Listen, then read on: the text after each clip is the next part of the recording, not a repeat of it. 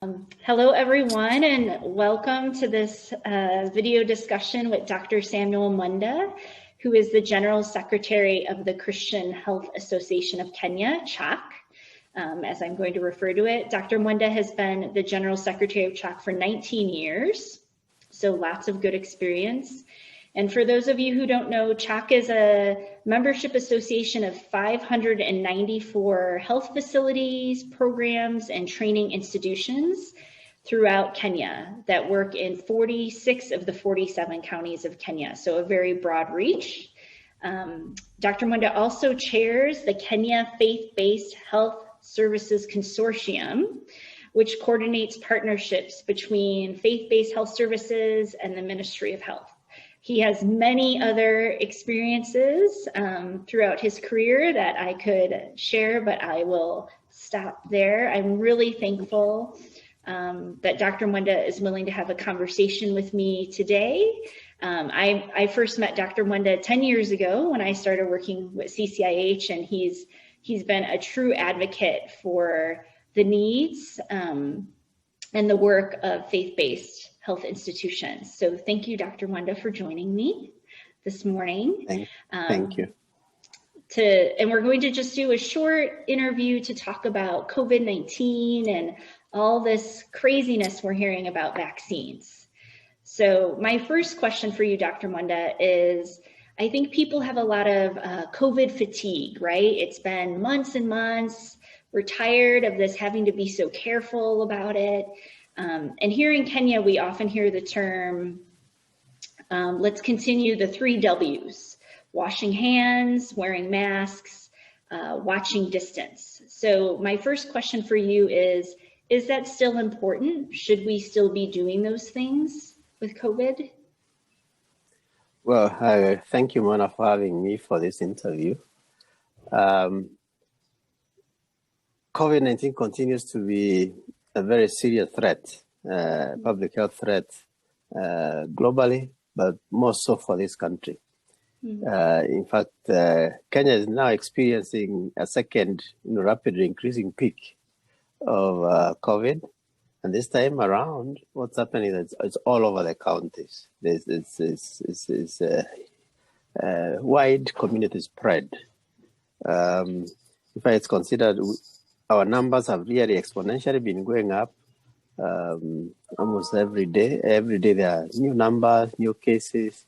These days also we are having more people who have severe illness, who require hospitalization, some going into high dependency units or ICU, many requiring oxygen support, and spread across the country. So this time now, the real face of COVID is being seen by people out there. Actually, Kenya has created 2 structures. One is a technical team that is thinking through whom we shall prioritize giving the vaccine, how do we get it, what logistics are required, what will it cost, and so on. And then there is a national COVID-19 vaccine steering committee that I've been privileged to be invited to be a member of that committee, representing the faith-based. So Kenya is participating in the Oxford AstraZeneca vaccine trial here in Kenya. It's being done by a collaboration with KEMRI, Kenya Medical Research Institute in Kilifi County, and that is going on well. Kenya will have is a vaccine like the Pfizer one from the US or the Moderna one, because it requires very high, very low temperatures, which our current vaccine supply chain cannot, provide. But the one of Oxford, and I hope there will be others. I understand from Gavi are looking at about 9 of them. There will be those that can actually be maintained in good condition, good quality, and efficacious and effective using that infrastructure. Then it will be quicker, faster for us to get it through because there's already an elaborate immunization system for Kenya, which we use for immunizing children across the entire country. We will most likely target health workers who are right on the front line managing COVID. Then there are the vulnerable groups who probably have other comorbidities who tend to get a very severe disease. And then the elderly, and then in progression in that manner.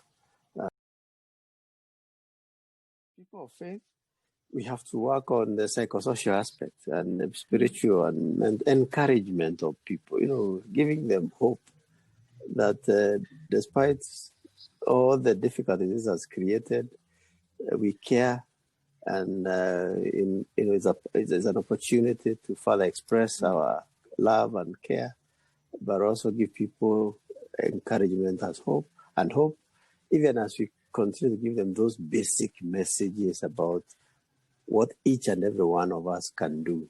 And those 3 W's, each and everyone can do them, and it's for my good, it's for the good of my immediate family and colleagues, but also for the group, the community, the congregation that I interact with.